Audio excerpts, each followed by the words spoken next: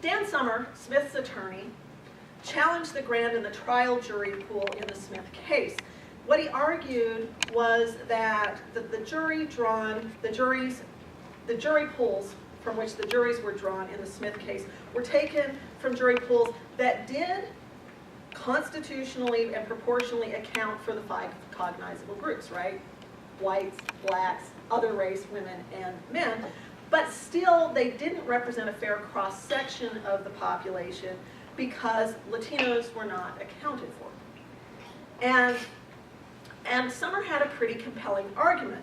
Basically, in 1990, less than 1% of the people in Hall County, Georgia were Latino.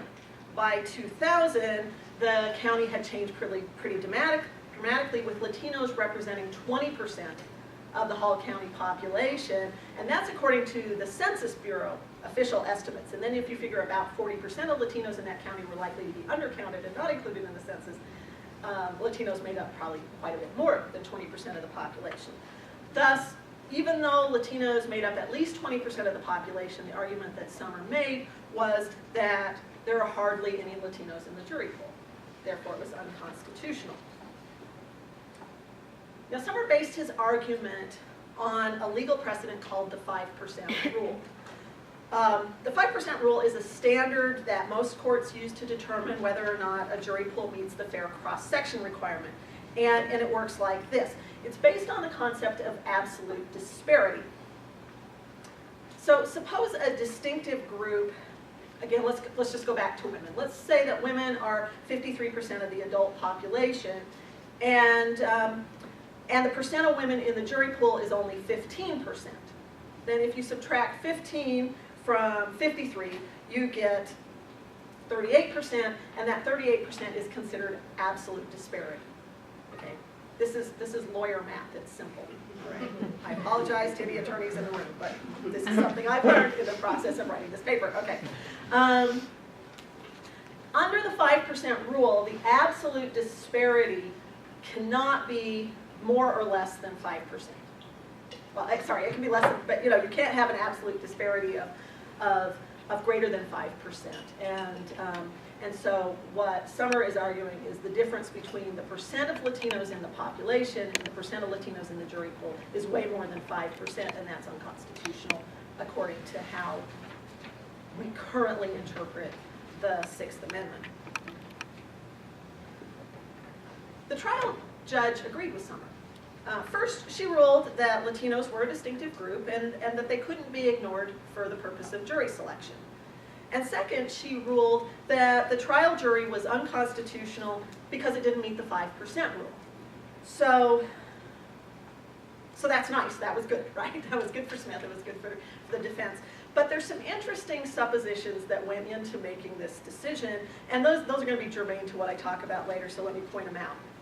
So, according to the census, the percent of Latinos age 18 and older, which is who gets to serve on juries, was a little over 17%.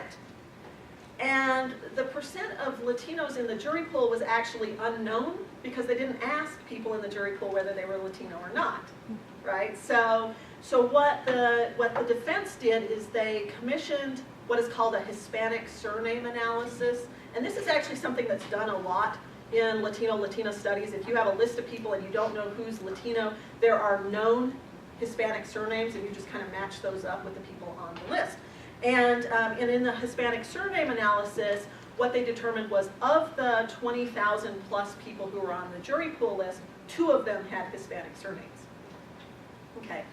Well, the prosecution turned around and found 2 people who were on the jury pool list who happened to be Latina but were married to Anglos and they didn't have Hispanic surnames. And so the judge threw out the Hispanic surname analysis, or didn't throw it out, but basically didn't consider it. And instead, she ruled that everybody in the jury pool list who listed their race as other was Latino. And, okay, and we have to understand, Hall County has a huge Vietnamese population.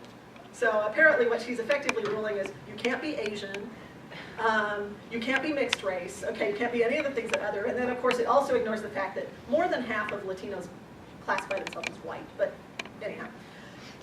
But basically, the ruling was that 2.1% of the jury pool, these were the people who classified their race as other, were Latino. But this still gave you an absolute disparity, gave an absolute disparity of 15%, which is well beyond the 5% rule, right? So with the ruling, this judge became the first in Georgia to recognize Latinos both as a cognizable group for the purpose of jury selection, and also to make a case for absolute disparity outside of constitutional bounds. Okay, y'all with me so far? Okay, need to have some coffee and then I'll keep going.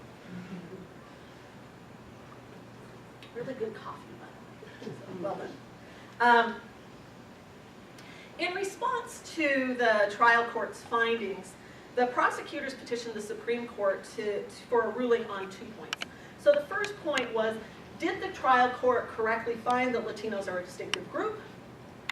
And I have to say, when I was called by a lawyer out of the blue to say, I need you to testify that Latinos are a distinctive group, I was like, what? Okay, you know, it was Hall County. Can I just say, open a window, look out? But anyhow, and then secondly, did the trial court correctly find that Latinos were systematically excluded from jury pool selection? And the Supreme Court, what they did is they upheld the trial court on the first point. The Supreme Court said, yeah, Latinos are a distinctive group. But in a 6-1 decision, the justices ruled that the trial court was in error in their finding of systematic exclusion, that finding of systematic exclusion was unfounded. Okay, so even taking this really liberal view that 2.1% of the jury pool was Latino, you had a 15% disparity, so how can the justices, under the law as it's currently interpreted, which has that 5% standard, how can they say that they weren't systematically excluded? All right, well, this is how they did it. So, P. Harris Hines, writing for the majority, says, Smith based his percentage of jury-eligible Hall County Hispanics on census numbers showing that the number of over 18 Hall County Hispanics was 17,424, but the evidence showed that the over 18 Hispanics who are U.S. citizens, that's Michelle's and my emphasis, and thus eligible to serve on juries, amounts to a small fraction of that number. Even a generous assumption based on testimony, that's my testimony, that a fifth of the over 18 Hispanics in Hall County are U.S. citizens still leaves the absolute disparity between the percentage of Hispanics on the Traverse jury list and the percentage of jury-eligible Hispanics in Hall County at only 0.82%, well within constitutional bounds. Okay. So you see what's happening here, right? They say, yeah, okay, Hispanics are, 17% of the population, but let's only look at the ones who are citizens. All right, and those are the only ones we should consider, and when you only consider the ones who are citizens, and I should say that this ruling is coming out before the citizenship numbers were released by the Census Bureau, so we were all just guessing at that point. I mean, me as an expert witness on the stand is going, here's what I think based on citizenship numbers across the country.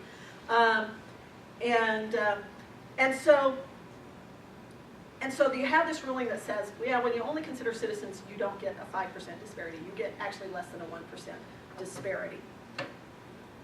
Okay, in our paper, we see the Smith ruling as a perfect illustration of some of the points of critical race theory.